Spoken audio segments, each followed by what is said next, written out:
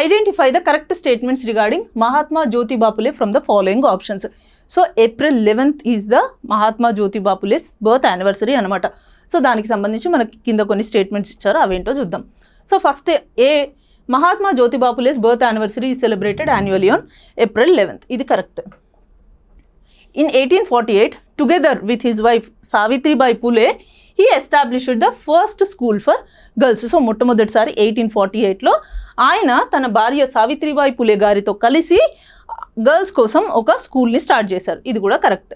Next third, he received the title Mahatma in 1888 for his contributions to social reforms. So ఆయన social reforms చేసినందుకు గాను ఆయనకి 1888లో మహాత్మా అనే బిరుదు రావడం జరిగింది. సో ఇది కూడా కరెక్టే అనమాట. సో ఈయనకి మహాత్మా అనే బిరుదు ఎవరిచ్చారు అని అంటే Vithal Rao Krishnaji Vandekar. He is also based in Maharashtra. So Vithal Rao Krishnaji Vandekar గారు ఈయనకి మహాత్మా అనే బిరుదు ఇవ్వడం జరిగింది. సో ఈయన కూడా ఒక సోషల్ రిఫార్మరే అనమాట.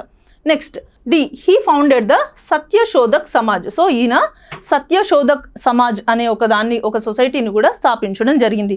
ఎందుకు ఈయన సత్యశోధక్ సమాజ్ని స్థాపించారు అని అంటే ఎస్పెషల్లీ దళిత్ ఉమెన్ ఎవరైతే ఉన్నారో వాళ్ళ కోసం వాళ్ళలో ఎడ్యుకేషన్ని ప్రమోట్ చేయడం కోసం, వాళ్ళందరికీ కూడా ఎడ్యుకేషన్ యాక్సెస్ ఇవ్వడం కోసమే ఆయన ఈ సత్యశోధక్ సమాజ్ అనే ఒక ఆర్గనైజేషన్ని స్థాపించడం జరిగిందనమాట. సో ఇక్కడ మనకి ఆయన గురించి ఇచ్చిన అన్ని ఆప్షన్స్ కరెక్టే. So all of the above are correct.